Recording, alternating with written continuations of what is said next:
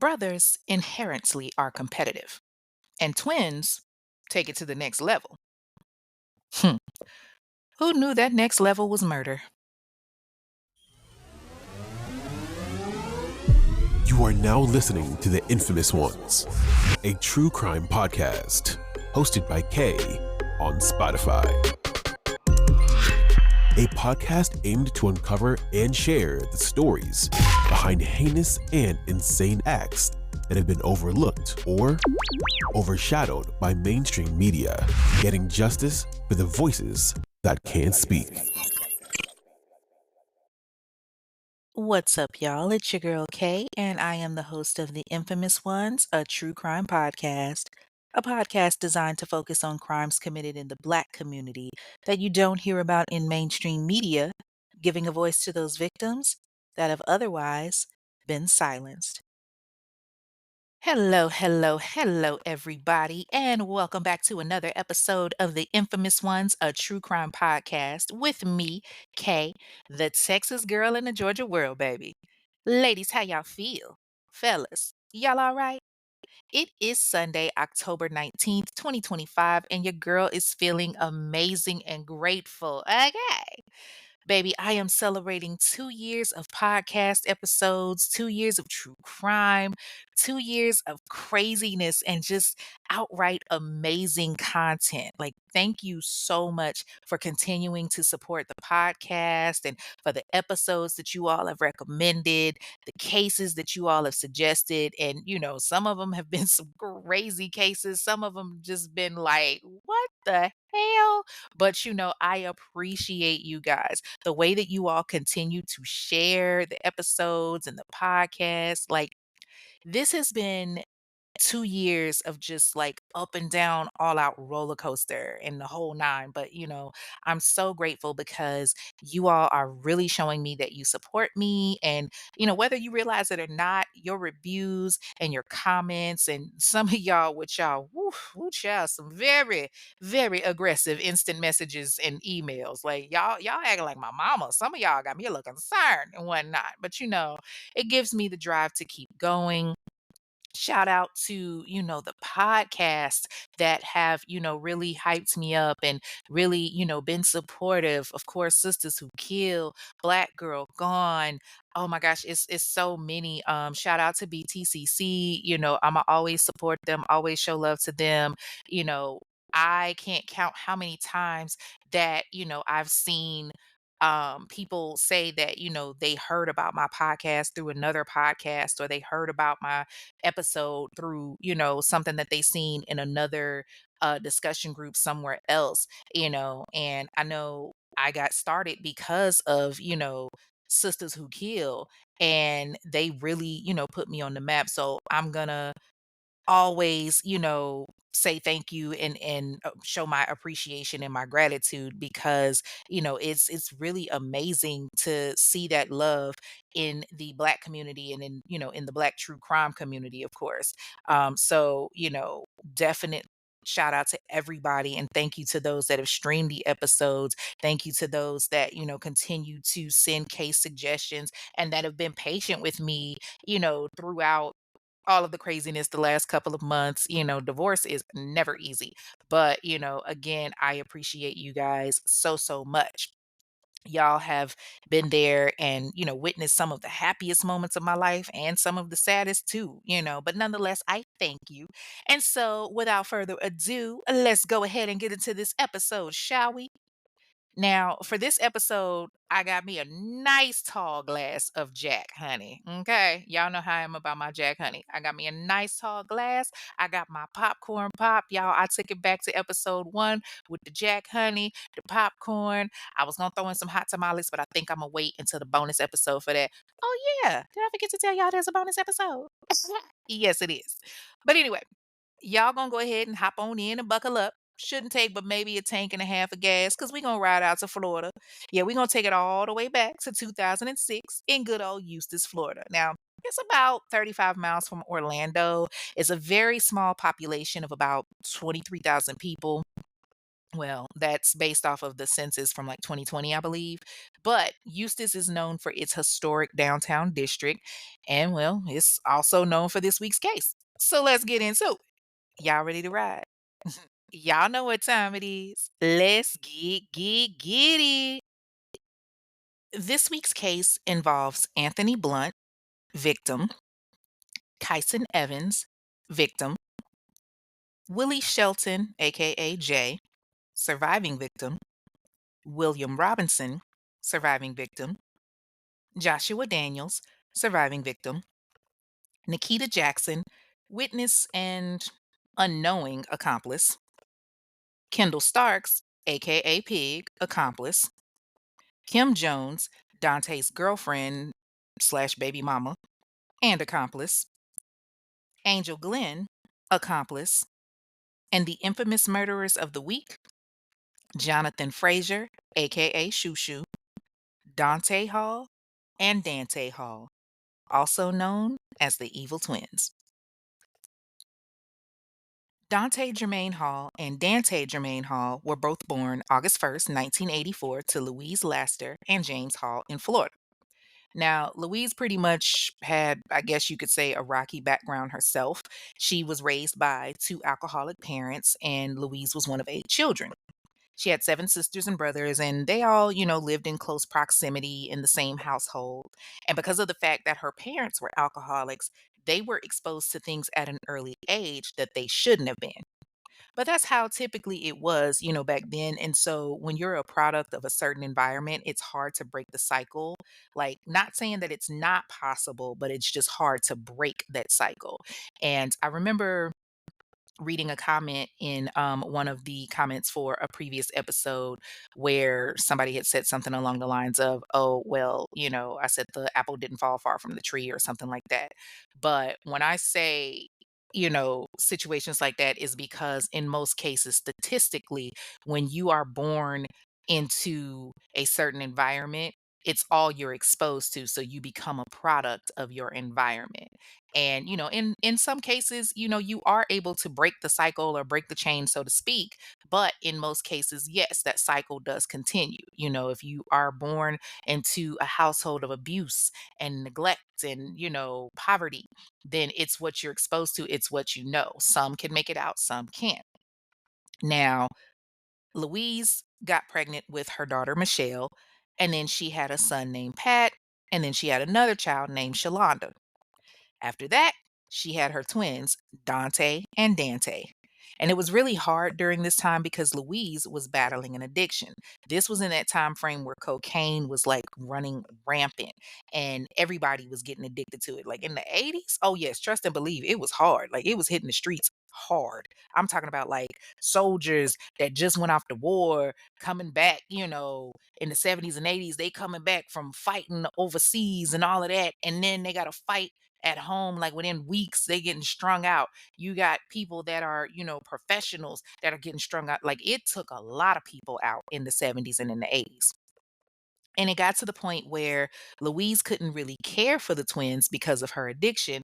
And it didn't help that, her father was an alcoholic because he was constantly taking out his frustrations on the twins. Hell, all the kids really. They were having to endure physical and verbal abuse. And then you've got his older brothers and some of his uncles, they're dealing drugs and all kind of stuff. And the twins are exposed to all of this at an early age. But eventually, Louise kind of starts, trying to turn things around. And she actually ends up meeting this guy and they get into a relationship. And things are going good, but, right around that time, the twins were like 11 months old, and their dad, James, finds out that she got this new man. She got this nigga living up in the crib. And he's just like, oh, hell no. You got this nigga living up in my crib, raising my kids. Man, ain't no other nigga about to be raising my kids. So he ends up, according to records, he ends up taking Dante. Now, if he took both twins, I don't know, but the documents show that he definitely took Dante, and Dante lived with him until he was about 5 years old. Looking for unique, personalized gifts that stand out? Look no further than Trinity's Treasures, also known as 478 Customs.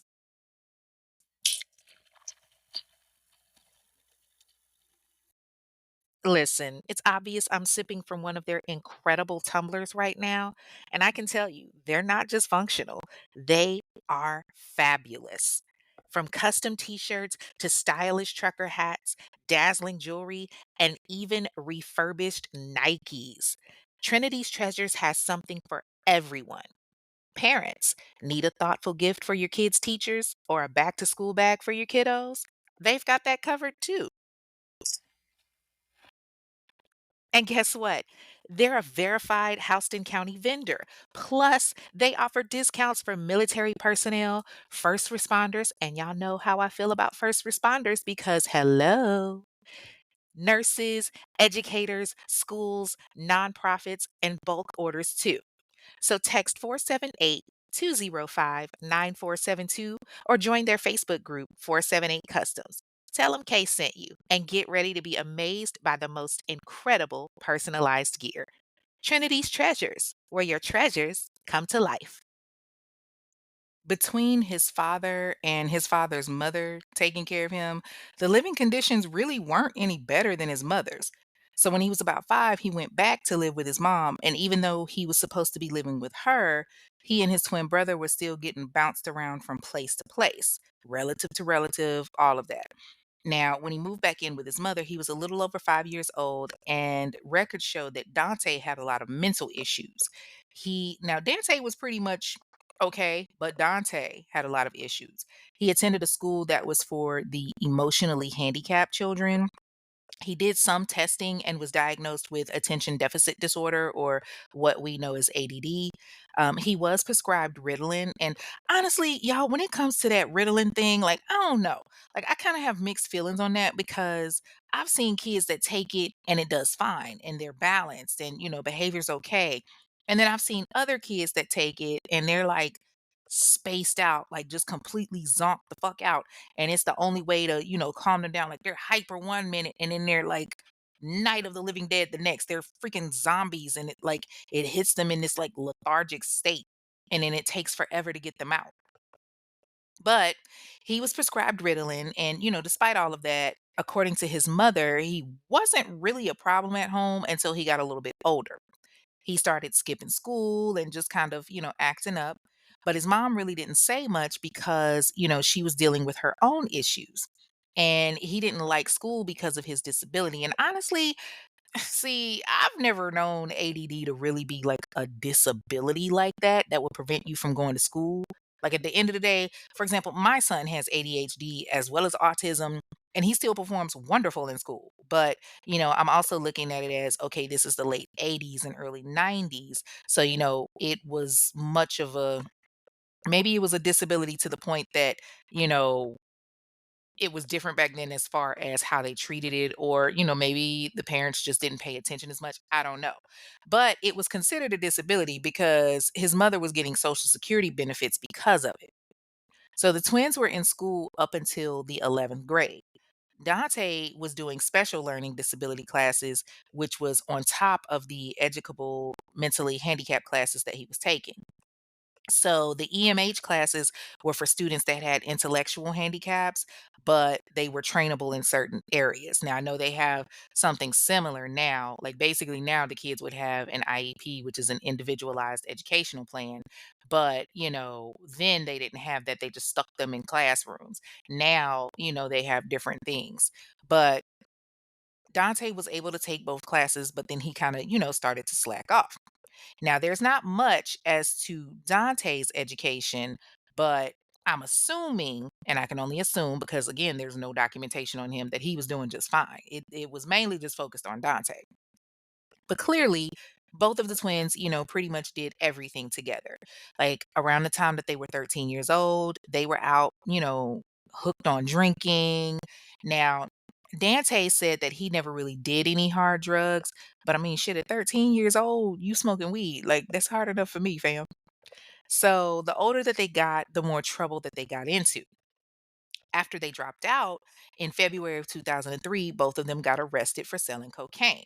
The very thing that their mother was addicted to at one point, they are now selling. Jesus, Devontae Christ. And then in November 2003, they're arrested for selling cocaine again. And then December 23rd, 2003, they're arrested for possession. So they're both sentenced to a year and a half at Orange County Jail where they served their time. All right, so fast forward a little bit. Okay, boom. So right around April 2006, Dante starts seeing this girl named April. And April was doing everything for him because, him and his brother, they didn't have a car, they weren't working, they dropped out of school, they weren't really doing anything. They would get, little odd jobs here and there, but nothing that ever really stuck. Probably because of the amount of weed and alcohol in their system. But hey, I'm just saying. Anyway, Dante started experiencing blackouts. Like it was getting to the point that he was popping X every other day. And I guess it became too much for April because she was out of there. Like she told him, you know what, baby, it's been real, but I can't deal with this. I can't be with you. Like, I can't deal with no fuck niggas. And I mean, here she is dating a 22-year-old and he don't have shit going on. Like he's not working, he don't have a car. It was like that scene from I think it was Coming to America when she was like, he ain't got no job, he ain't got no APT, and he ain't got no CAR. And that's basically what it was. So she dumped him. But Dante didn't, really worry because he didn't stay single for long.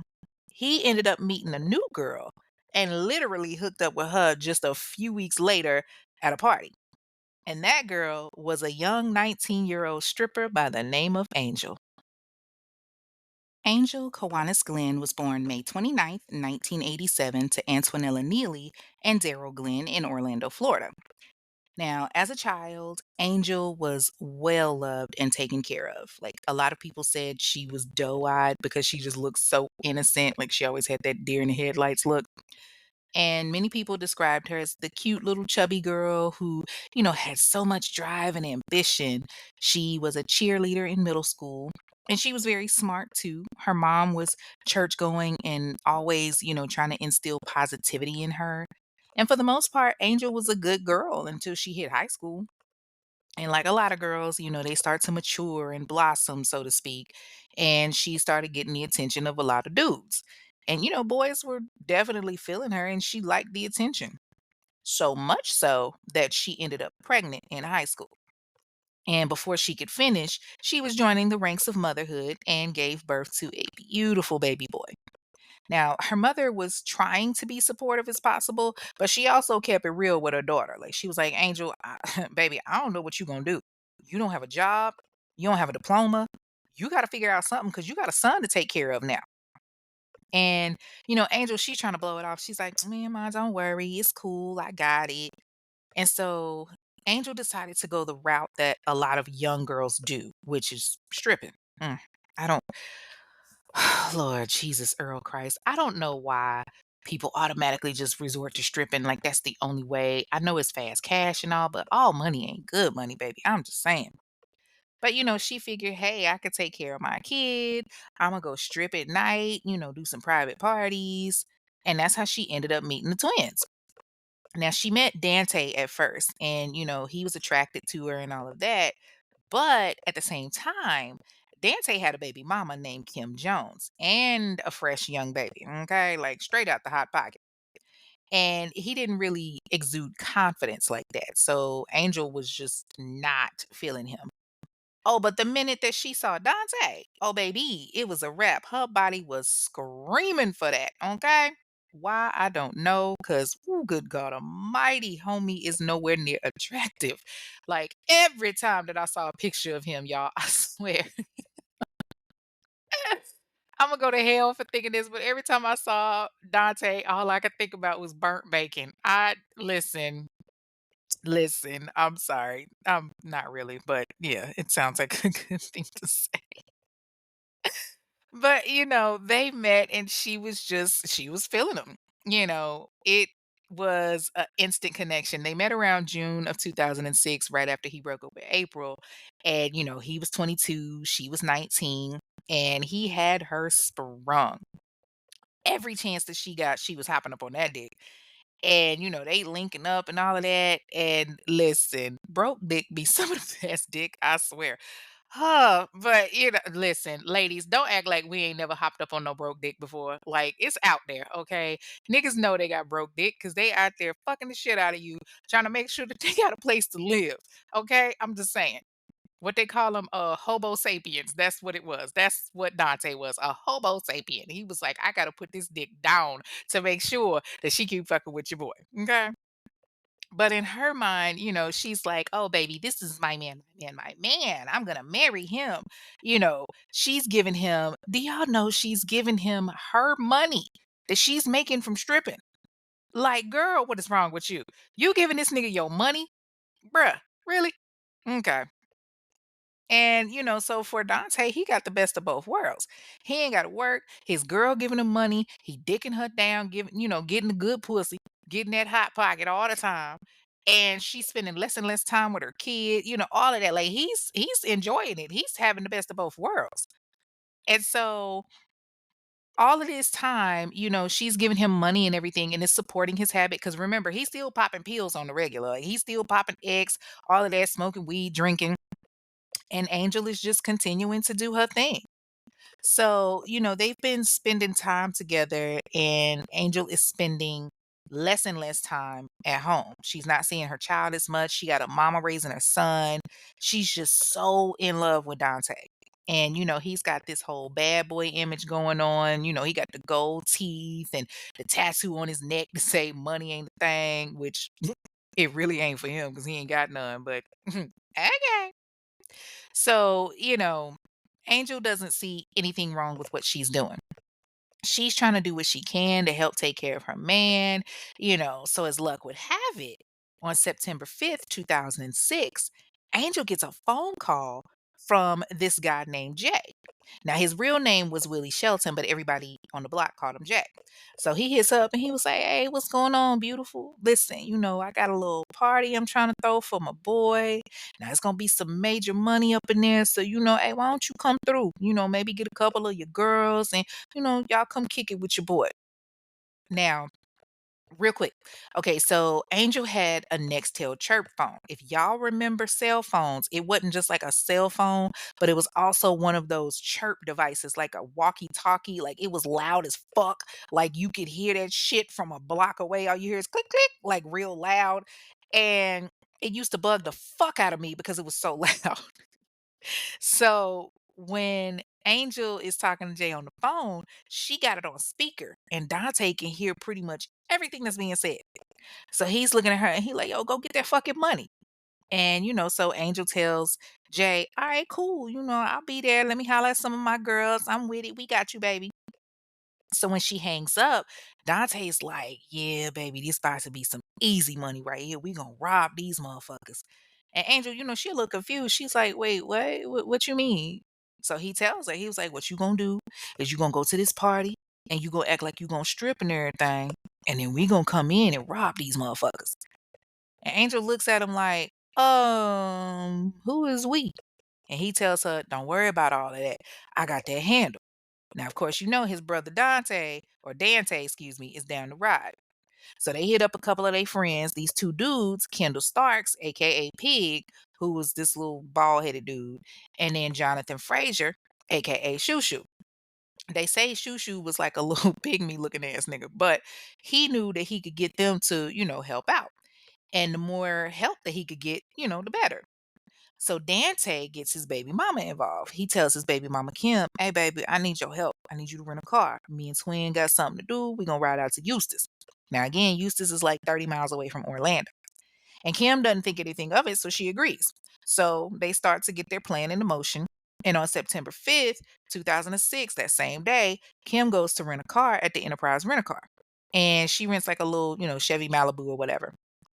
So a couple of days go by, and on September 9th, around 10 p.m., Angel and Dante go to this gas station in Orlando. Now, Angel is in her car and he's in the rental. So he tells her to, go ahead with the plan and pick up her friends so that they can head to the party. And he fuels up and leaves the car there with his brother, who's also in the car. Dante's in the car too, I believe. So he leaves the car there. So Angel first stops to pick up her homegirl, Nikita Jackson. Now, Nikita is one of Angel's closest friends. Nikita dances as well and stuff, and she's the one that actually put Angel on to stripping. So Nikita has no clue what the hell is going on. She's just down because she like, okay, hey, it's the opportunity to make money with a bunch of niggas. We gonna drink, we gonna smoke, we gonna party. Let's go. So once Angel gets her, they go and drop Dante off at the house where his brother was chilling and waiting on him. Then Dante and Dante go back and get the rental car, and trying not to tip Nikita off, Angel lets them know what's up. So Angel's playing her role and she's like, all right, babe, I'm gonna see you later. Knowing that basically he's about to get in the car that they rented and follow her. So Nikita and Angel go pick up their friend Brittany, who's another dancer. And around this time, Jay done started calling Angel because she's late. And he's like pushing her, like, yo, where y'all at? Like, y'all supposed to be here at the spot at like 11 o'clock. And Angel, she plays it out. She's like, "Oh, my bad, baby. I had to go pick up my home girl. Her car wasn't working, but we on the way. Just give us a little bit of time. We on the way." And so Angel cuts her phone into private mode so that way, nobody can see anything. So Dante's still calling her and he's, hitting her up constantly, like, hey, what's happening now? What's going on? Where y'all at? And she's trying to, keep him at bay. She's like, baby, you see, we still driving. We gonna be there in a minute. Relax. And Jay is still calling her too. Like he was calling multiple times. They was ready for them hot pockets to get up in there. You hear me? When I say them niggas was like, yo, where these bitches at? They was ready. Okay. So she messages Dante the directions that Jay is giving her to get to them. And she ends up meeting Jay at this gas station. And she tells Dante, listen, we about to pull up. So Jay meets her at the gas station and they follow him to the party that they're supposed to be dancing at. And then Dante is right behind them. He's in the rental car that they didn't know about. Brittany and Nikita don't know that he's in this rental car. So the girls get to the house and they're all happy, once they hit the door. Niggas is excited as shit because they like, yo, it's pussy in the door. You know how niggas is. So the chicks is finally there. They start, pulling out blunts and coke and eggs and all of that and drinking. And the girls start picking out the drugs that they want to take. So Angel smokes a blunt and then she takes two ecstasy pills and she starts drinking. And the guys is ready, but Angel keeps finding reasons to go to her phone. This chick pulled a Ronnie from the Players Club. She tells Jay, "Hey, hold on, give me 10 minutes. Like she got to get ready."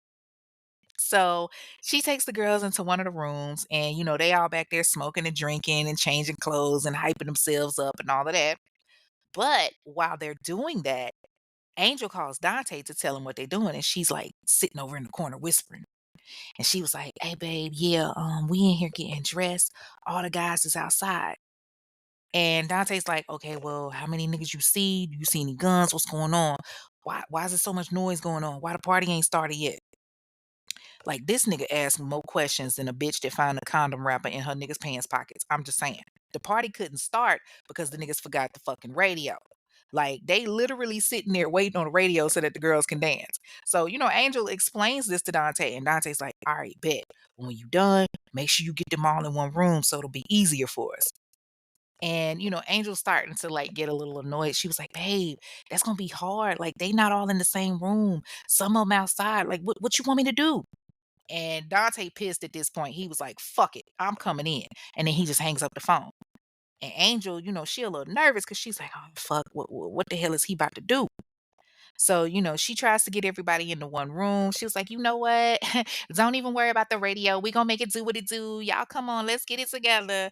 Because she don't know what the hell Dante got up his sleeve. Like he's scaring her now. And then the next thing you know, Dante come in, and then Shoo Shoo come in behind them, then Dante and Pig. And they came in with guns pointed at everybody. And I'm not talking about no little itty bitty shit. I'm talking about like AK-47s, the whole thing. And they start yelling, get on the fucking ground, get in the living room, get in the fucking living room. So, they all go running into the living room. And, Angel, she playing scared. I don't think she playing, but she playing scared. Nikita and Brittany scared as shit because they think it's legit, which I mean it is. Like they ain't got a clue as to what the fuck they had planned beforehand. So they like scared. So Dante coming around the room with his boys and they all got on all black with, scarves covering their faces and everything. And the only thing you could really see was their eyes and their forehead. That's probably the most attractive that nigga has ever looked. I'm sorry. Okay, for real. Imma stop playing. But, so Dante's like, "Yeah, fuck, nigga, we gonna make this chopper dance. Give us everything you got." Now y'all, I gotta laugh a little bit because when I was watching the episode of, For My Man, when they were talking about this was a while ago. I remember seeing this episode on this case, and they had this prosecutor up there, and he was so proper with the way that he said it. He was like, "Yeah, so Dante came in and he said, 'I'm gonna make this chopper dance.'" It it was hilarious. Okay, but anyway, back to the story. So Dante is like, "Yo, I'm gonna make this chopper dance on that ass. Give up everything you got." And Pig, he went straight to the back to see what he could find. So now everybody's ripping off their stuff. They giving up their jewelry, money, whatever they got. But Dante, he want the big bucks. He wanted that money that Jay was bragging about Angel getting. And you hear Kyson Evans speak up, trying to, stall him, and he tells Dante, "Bruh, it's money in the back." Now, Kyson Evans was born November 11th, 1973, to Mary Evans. Now, I know he had a sister, Amy, because she speaks later on, but one thing that Kyson was known for is the fact that he had 10 children. Well, 8 at the time, but more were coming. So Kyson speaks up and he's like, "Hey man, it's money in the bag. Just take it. Just don't hurt us." So Dante went to the back to the house to go look for it, but they couldn't find anything, which only infuriated Dante. And everybody in the room is just kind of, shocked and just shook. They scared. They done gave up everything they got. And Dante's getting mad. And he's getting more and more mad because ain't nobody giving him what he wants. So he's like, "Oh, word, y'all not fucking listening to me."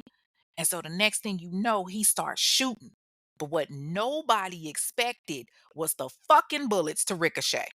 Them damn bullets started pinging off everything like fucking cell phone towers. There was some people that got hit, Kyson being one of them. And he had a bullet go right through his leg. But Dante kept shooting like he was shooting for a good minute. He was mad that he was lied to, and he ended up shooting Kyson in the face. Whew. Like he let that chopper sing all right. But in the process of them doing that, several other people got hit.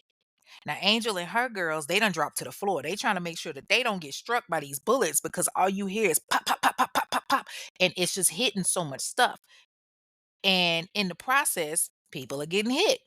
Anthony Blunt gets shot. William Robinson gets shot. Joshua Daniels gets shot. Jay, who was the one that set the party up, he got shot too. And they already know that Kyson is dead because he been shot in the face, point blank range. And it's close to 10 minutes of bullets just flying. People are laying out and just bleeding. It's like freaking 2 o'clock in the morning at this point. And when Dante and Shushu done shooting, they just walk out. Dante and Pig, they ran out too to catch up with them. And the girls were just sitting there shook, just shaking to the point that Brittany and Nikita had to physically take Angel into the back room because she's shaking so bad. They're stepping over bodies and folks that are just in agony. Like they gotta help her get dressed. She's so nervous. She's crying. She's throwing up everywhere. And she's looking at Anthony, who's sitting on the couch trying to talk, and blood is just spewing out of his mouth. Now, around 2:30 a.m., somebody calls 911 and they tell them, like, "Yo, we was at this party and shit just went crazy. They just came in here and robbed us and shot everybody. My boy dead. Y'all gotta send help." And the ambulance gets there and they're analyzing everything and seeing who's been hit. Now, the first guy that got shot was Joshua Daniel. He had been shot in his hands, his thighs, his abdomen, and his torso. So he gets rushed to the hospital. Then they realized that Jay had been shot. And remember, Jay is the one that called her to do the party in the first place. He had been shot in his forearm and once in the stomach. So they got to get another ambulance out there.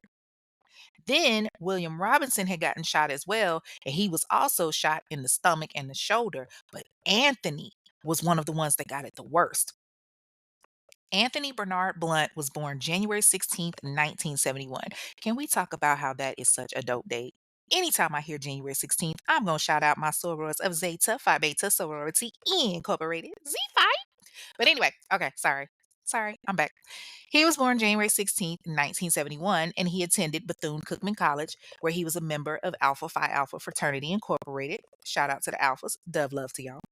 But he ended up working in the admissions department there. And I couldn't find the information on his mom, but I know he had a sister, Eleanor Pursley. Then he had another sister, Cynthia, and a brother named James. And, they were all very tight knit. But that was going to change because Anthony's been hit so many times and he's laying there and he's like on the couch pleading, I don't want to die. I don't want to die. He was shot in the chest, his right thigh, and his left hand. So EMS looked over and they see him and they also see Kyson, who was shot in the face and his right thigh. They knew that he was dead. So they're trying to hurry up and get Anthony on the stretcher, but he's a bit on the heavy side. And the way that the room is set up, there's not a lot of room where they can really like maneuver like that. So they're trying to figure out what to do to get him help as quickly as possible. But y'all, he ends up dying right there on that couch. So Joshua Daniel is in the hospital and he spends like 18 hours in surgery to remove the bullets because he had over 20. Whew, Jesus Devontae Christ. This man had over 20 entrance and exit wounds because the bullets was ricocheting. But the messed up part was Jay, the one that called her to do the party in the first place, he had to be in the hospital for over 2 years because his injuries were so severe. William, his injuries weren't really, fatal, so he didn't spend a lot of time in the hospital. So while the men are being checked out, Angel and Nikita and Brittany, they haul ass. Baby, they jumped in Angel's car and they driving, and Angel is still very much shaken up. Dante calls her and he's just like, yo, y'all good? Y'all straight? Angel looked like she has seen a ghost. Like, nigga, hell no, we ain't good. You just turned into a fucking savage shooting up that place. Like, yo, you could have killed us. You was in here playing Western Cowboy and shit and popping off bullets, not realizing that they're gonna ricochet in this fucking room. We could have been hit. And so, Dante's trying to calm her down. He's like, baby, it's all right. Where y'all at? And so she tells him, and he was like, yo, I'll tell you what, just meet me at that gas station and I'm gonna take y'all back to Orlando. I'm gonna lead y'all back. So they get to the gas station and Dante gets out of the car and he gets into the car with Angel. And Nikita and Brittany, they like, what the fuck? Dante has the stuff that he stole from the party on him. Not to mention this nigga is dressed like a YN. Like now, what kind of shit Jay said when he told her that she was gonna make some money, I don't know. But they managed to get away with some gold chains, some bracelets, watches, and a Gucci bag that had about $1,500 cash in it. So I don't know, maybe that was the money that Jay had told Angel that they were going, to come up on. But it really wasn't much considering how many niggas was in that damn party. But, Dante takes everything and he gets in the car with Angel and he's mad. Like he's like, man, what the fuck? I ain't getting no money, man. That shit didn't have to go down like that. It wasn't supposed to go like that. Man, just take me to my mama crib, dog. So Angel drops Dante off at Louise's house. And then she takes her friends home and they just kind of sitting there like, what the fuck just happened? And I think Brittany started to figure it out, but Nikita just was clueless. Okay. When Nikita realizes that Dante was behind this shit, oh, she pissed the fuck off because she was like, bitch, you almost got me killed. And now, Angel, she's like, all right, girl, just relax. It's not that serious. We got out alive. Okay. We fine. And so Angel drops Brittany off and then she drops Nikita off. Nikita gets in that house and she talking to her mama, Dana Griswold. Oh, she shook. She's mad because Angel played her face. Like, y'all used me and I almost lost my life. It's now the next day and Dante calls Angel and he was like, hey, babe, come pick me up from the crib. So she was like, okay, cool. And so when she gets there, his mom is there, and so is his twin brother Dante, of course. And Dante is pulling out all this jewelry from the Gucci bag, and they're trying to, figure out what they're gonna do with it. And Dante tells him, like, yo, we need to go ahead and pawn everything. That's gonna be the best way to make some money off of this. So Dante goes to his baby mama Kim and tells her, to take the rental car back and that he needs her to go pawn the jewelry. And so Kim agrees to it. Now, Angel didn't go back home the night of the robbery. She went to a hotel with Dante after she picked him back up and her son too. And they, went and kind of had a little fun night or whatever. So They go with Kim and jump in the car. Well, Dante goes with Kim. Angel goes off on her own. So Dante goes with Kim in her car and they go to the pawn shop and they leave Angel with a few pieces for her to pawn too. So Dante can't pawn anything because you need an ID or a license, and his was expired. Why he even had one in the first place with no car, I don't know. But hey, it was expired nonetheless. So Angel takes what she got and she takes it to the pawn shop and they give her like $1,000 and she tells Dante, "Yeah, babe, I got like a grand for you." And she gives it to him. And then Kim takes what she got while she's, got Dante waiting in the rental car and she gets some more money. So they get their money and they split it up between the twins and Shoo Shoo and Pig, and everything is all to the G. But it don't take long for some stuff to go left because naturally, when you have to, pawn jewelry, you got a bunch of surviving victims that have been robbed. It don't take them long, but to, identify their stuff. And it didn't take them long at all.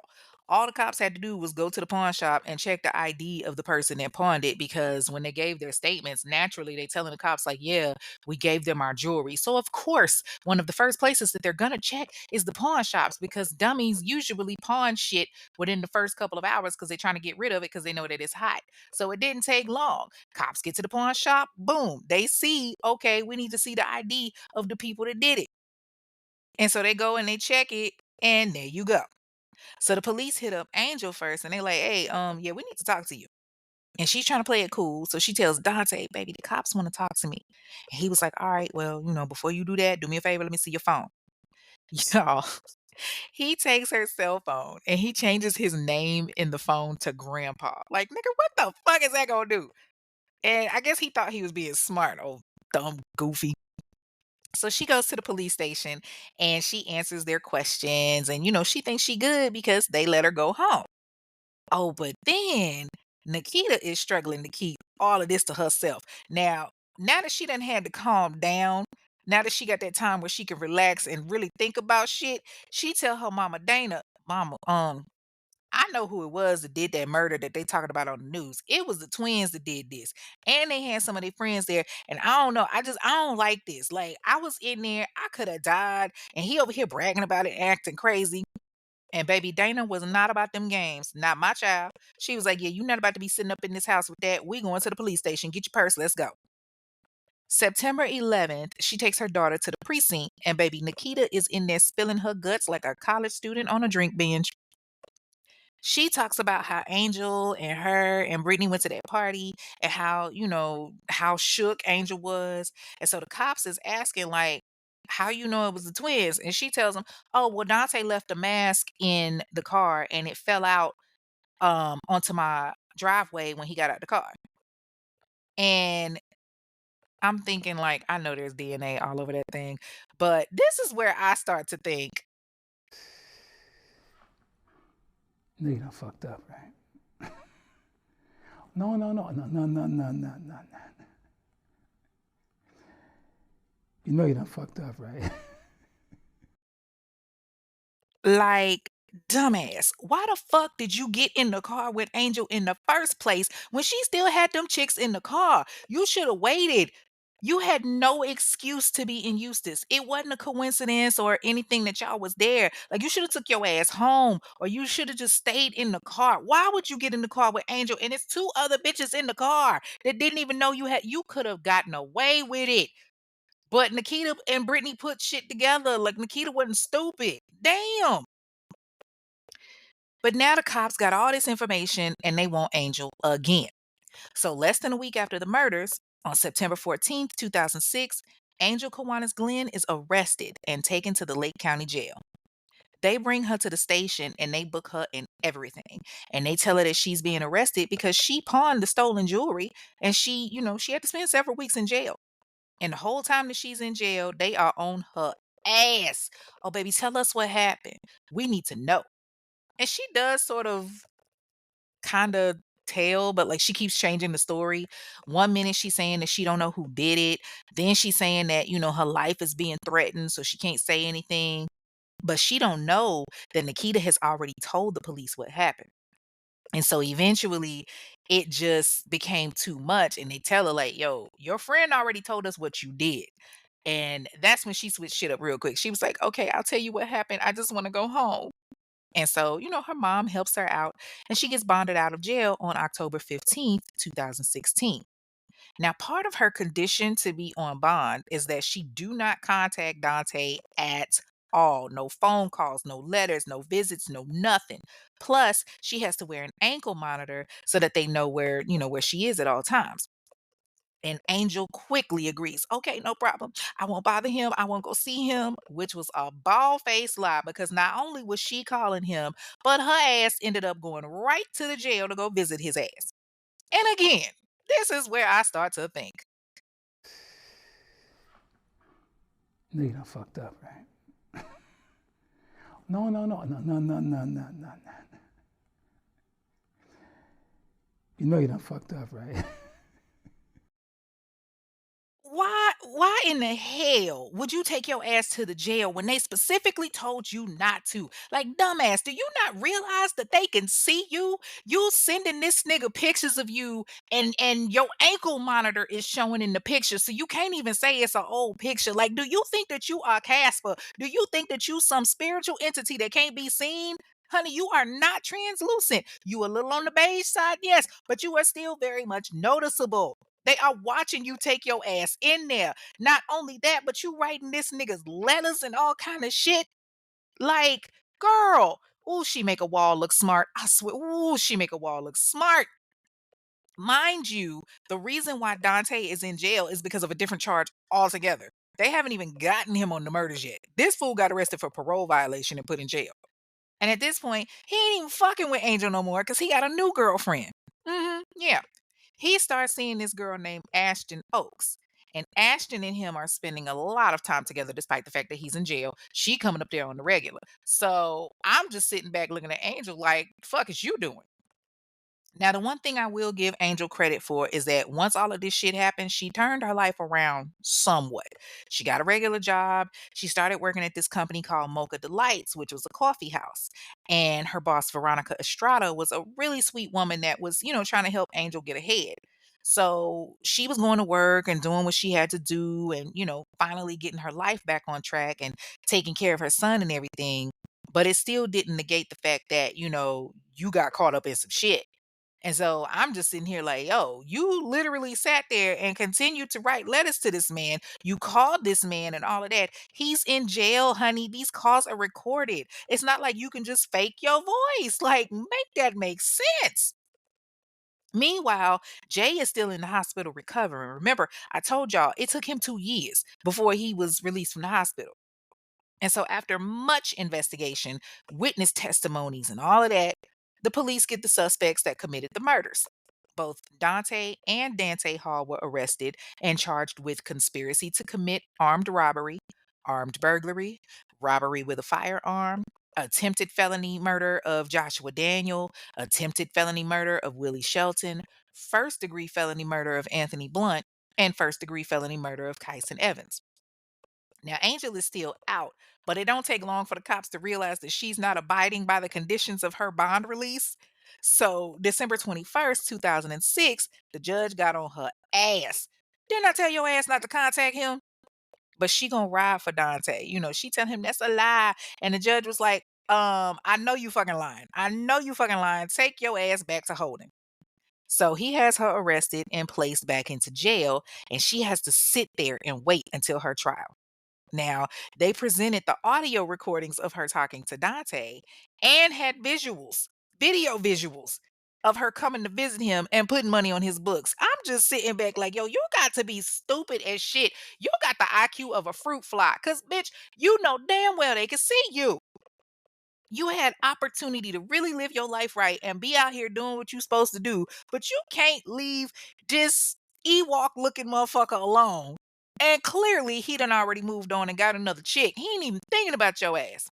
And I'm gonna get on that in a little bit because why the fuck would you want to be with a man, or why would another woman want to be with a man that's in jail? Like, that makes no sense to me, but go off. But be that as it may, Angel is now sitting her ass in jail, and I guess she realized, oh, this nigga don't want me. Duh. All of a sudden, she decides, you know what? I'm gonna testify against him. Now, for whatever reason, Pig and Shoo Shoo, I don't know if these niggas just got real lucky, but I could not find anything on them.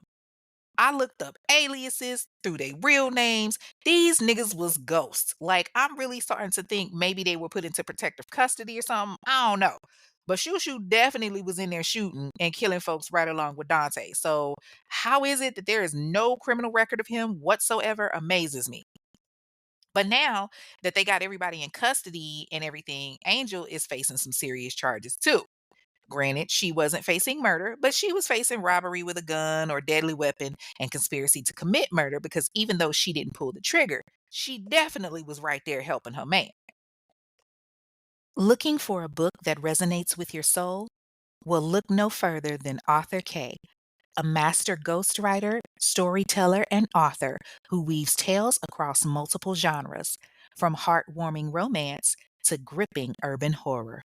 Whether you're searching for a contemporary romance that sweeps you off your feet or street lit that reflects the realities of life, Kay's writing speaks to the heart of every reader. Her work also passionately highlights the Black Lives Matter movement, bridging narratives that matter. Dive into the journey of discovery, empowerment, romance, and connection through Kay's incredible reads. Visit www.mizk.com today and dive into a world of unforgettable tales. That's www.mzkaye.com. Your next favorite book is just a click away. It took a few years, but Dante had his trial first. He was given a court appointed attorney, J. Edwin Mills. And, of course, when the trial starts, they're trying to focus on Dante's background and use that as mitigating factors, like, the fact that he had ADD and how he was suffering from mental illness. His attorney was laying it on thick. This man is literally a few steps shy of being mentally retarded. Now, of course, this was what was stated back then. They're not going to use that word now. But his trial started April 13th, 2009, and it ran all the way to April 20th, 2009. So it was roughly a week. They had over 50 witnesses to testify against Dante. And I mean, pretty much, when it came to the trial, I think everybody knew, like, yeah, there's a lot of evidence stacked against you. So it wasn't really like, did he do it? It was more so like, all right, what can we give him? You know what I'm saying? Like, you guilty because it didn't take the jury long at all. And, yes, there were mitigating factors to Dante's background and everything. And I think his attorney was really trying to make it seem like he was a product of his environment. But ultimately, the judge, Michael T. Johnson, told his attorney, you should probably save that for the sentencing phase because it's not really going to help him when it comes to this case. And it didn't take long because the jury came back and they found Dante Jermaine Hall guilty on all charges. But in the state of Florida, you can do a Spencer hearing, which is what they did in this case. Okay, so I know y'all are like, oh, what? So a Spencer hearing is a court hearing named after the Florida Supreme Court case, Spencer versus Florida, and it gives the defendant the chance to present additional evidence and arguments to a judge before the final sentence is imposed. So this is why the judge told his attorney, save it for that. Now, it's kind of similar to the penalty phase. So, yeah, there's like a slight difference though. But Edwin Mills is really trying to get the jury to give some sympathy to Dante. And on April 21st and April 22nd, they have a penalty phase, which is basically a part of the trial that occurs after they've been found guilty and, they're trying to find the appropriate punishment. So it's kind of similar to just like a basic sentencing where the prosecution, gives new evidence as to why they need to get the maximum sentence. And then the defense is arguing their mitigating factors, like the ones that, Dante went through, his background, his character, the specifics of the crime, all of that. On April 21st and April 22nd, the penalty phase is had, and Edwin is really fighting for Dante. He's trying to tell the jury, putting my client to death is not going to bring back the life of these people. Dante went through a lot. He experienced a very traumatic childhood. He was the product of a broken system, a broken home. Don't take his life away. So the jury is dismissed and they think about it. But on a vote of 8-4, they came back and they were just like, yeah, we thought about it. Hold the death penalty. And the judge agreed. The judge said, I believe the jury was right in its recommendation, killing for financial gain and a means of murder that was heinous, atrocious, and cruel. Now, it was odd to me because when it came to Anthony Blunt, that's the one thing that the jury wanted him to do death row for. But when it came to Kaysen, they were just like, okay, Kaysen had a bit of a criminal background himself. Now he had drug charges and everything. And at the time of the trial, his two other children have now been born. So now he's a father of 10, but he's no longer in the earthly presence.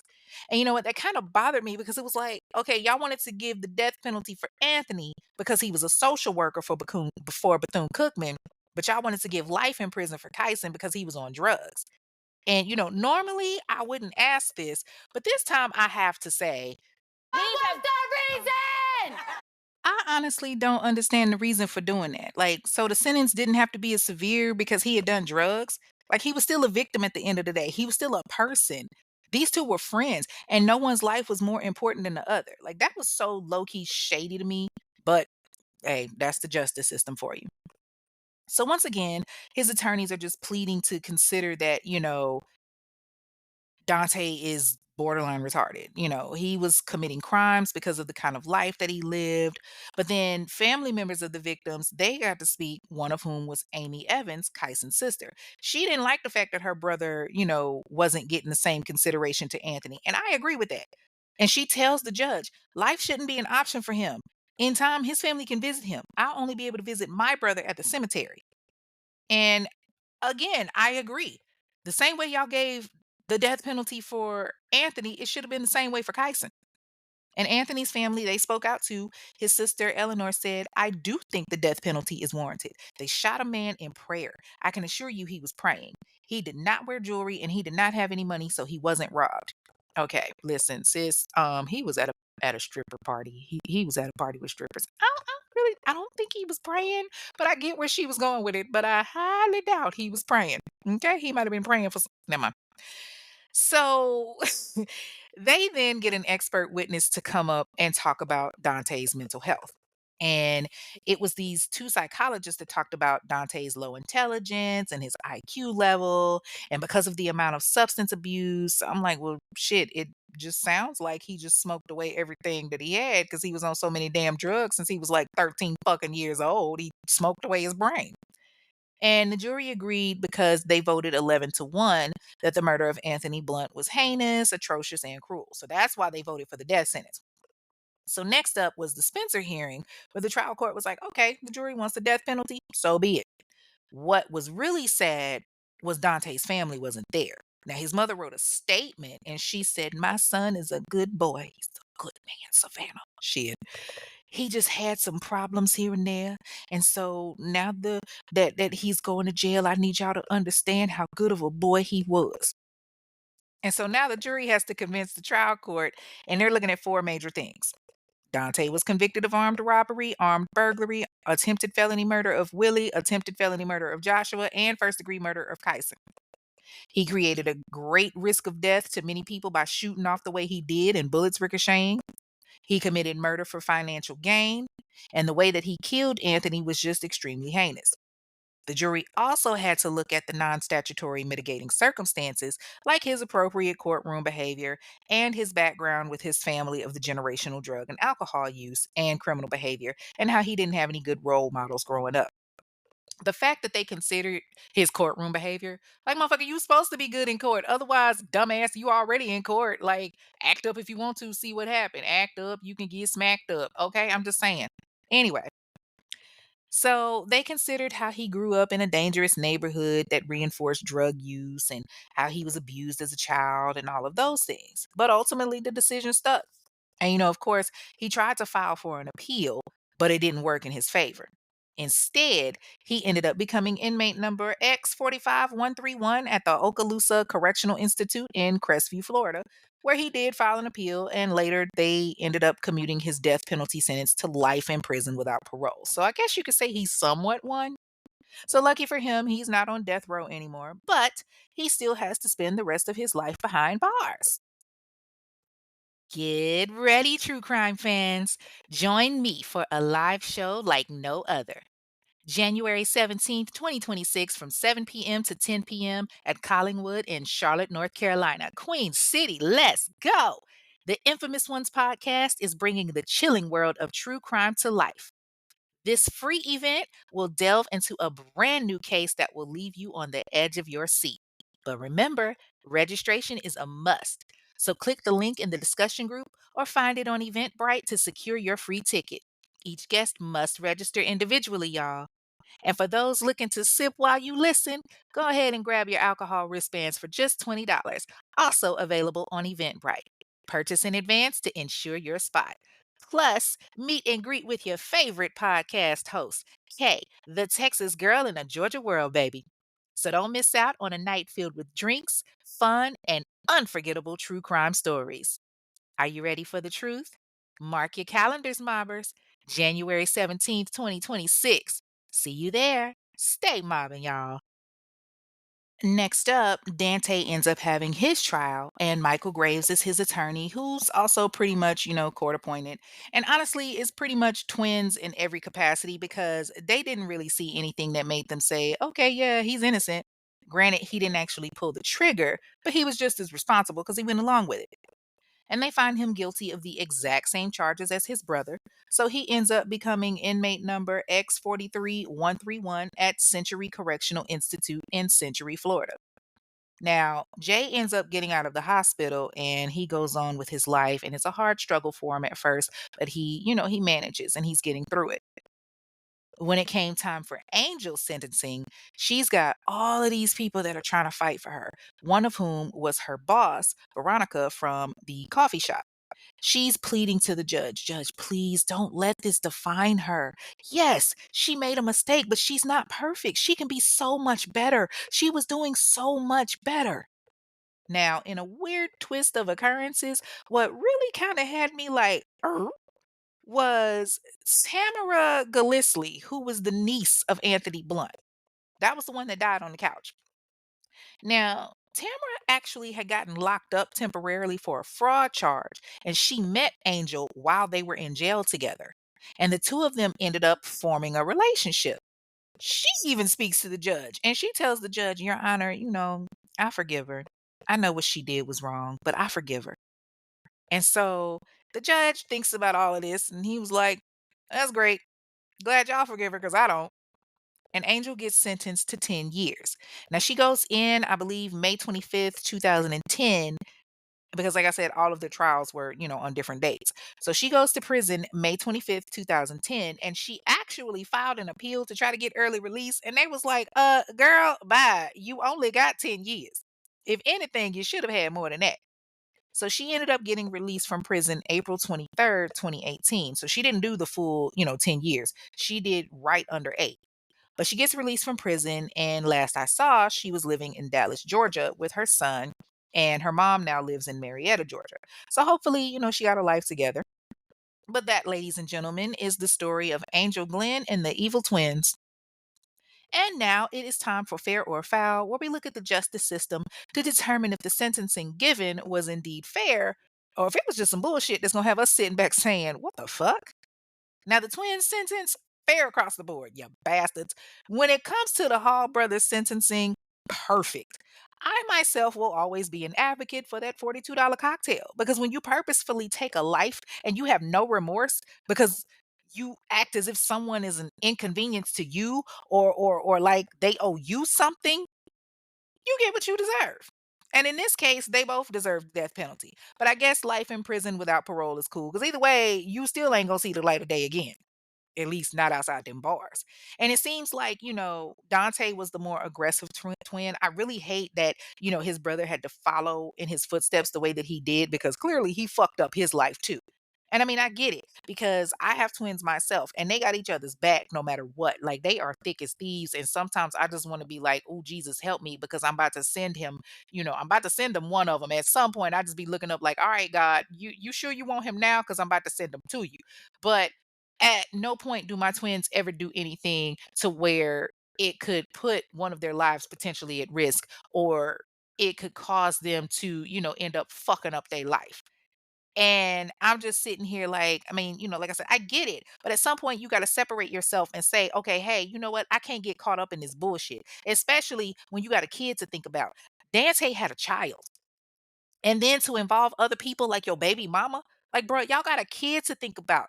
They gonna miss both of their parents because of some dumb shit. Plus, you bringing other people in to the point that you don't tell them what's going on, and they're excluded. And now the very people that you excluded are the ones that got your ass locked up in the first place. You didn't tell Brittany and Nikita shit. And guess what? Nikita went and told, and now your asses is in prison. I really hated that y'all were that lazy that you didn't want to get regular jobs or whatever. Hell, even Angel had a job. I mean, it wasn't regular, but it was a job nonetheless. But y'all couldn't go about things the right way to the point that you killed so many people who didn't do you wrong. You shot so many people who didn't do you wrong. Hell, they didn't do anything to you. They was just living their lives and trying to have fun. And because you didn't want to work or get a regular job, you decided that you was gonna take their lives because they wasn't giving you what you wanted. Life, you ain't gonna get what you want in life. Cause if you, ooh, trust me, if I could get what I wanted in life, I would have Lance Gross, I would have Idris Elba, I would have a plethora of fine ass motherfucking men that I could just get every day of the week. I would have more money than I could count. I would have the body of see, God knew what he was doing when he didn't give me certain body parts like everybody else, because he knew I would act the fuck up. But you don't get what you want in life. You work for it. And clearly you didn't want to do that. So you got exactly what you deserved. Now, Angel, she really should have gotten a higher sentence because she was in on it the whole time. I don't like the fact that she got such a short sentence. I feel like she should have gotten the same sentence that the twins did because even though she didn't pull the trigger, you participated from jump. How the fuck is it that Dante got a life sentence and he didn't pull the trigger? Now, yes, he had the gun in his hands or whatever, but he didn't pull the trigger. But yet, Angel only got 10 years and she didn't even have to do the whole thing.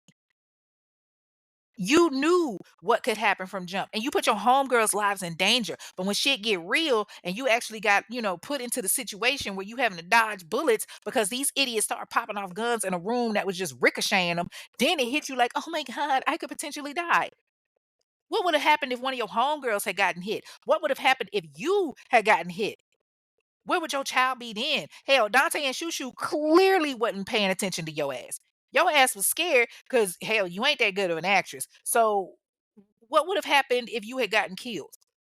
You risk losing your child, or rather, your child losing you, which for a brief period they did. Like I said, I really wish that you had gotten the same sentence. I don't think it's fair that you got such a light sentence, but you had advocates that were there speaking on your behalf and trying to get your ass a second chance. So maybe that was the difference. I don't know. So hopefully, now that your ass is no longer sitting behind bars, you're making better choices in Georgia and living your life right for not only you, but for your child. Cause I'm sorry, it ain't no dick that damn good that's gonna have me sitting back saying, hey, let me go help my nigga rob somebody. Nah, fam. If I can work, so can you. I be damned if I fuck up my life for a gremlin. But that's just me. Like you lost out on time with your child because you too busy fucking around with the people under the stairs, Goonies looking ass niggas, and clearly he don't give a shit about you. But what really trips me out with this case is how fast motherfuckers be flipping on their partners. They be like, oh my God, I love him. I'ma hold him down. That's my man. And all of that. But before you can blink, you singing like Fantasia after she done kicked off her shoes 30 minutes into her concert. And clearly it wasn't no difference in this case. Mm. That is all for this week's episode of The Infamous Ones, a true crime podcast. Let me quit playing. I know y'all was about to be hot. Yeah, go ahead and get ready for the next episode. Okay, let's go ahead and get into it. Thank you for listening to this episode of The Infamous Ones, a true crime podcast hosted by Kay. Be sure to like and comment on your favorite podcast platform and subscribe so that you never miss an episode.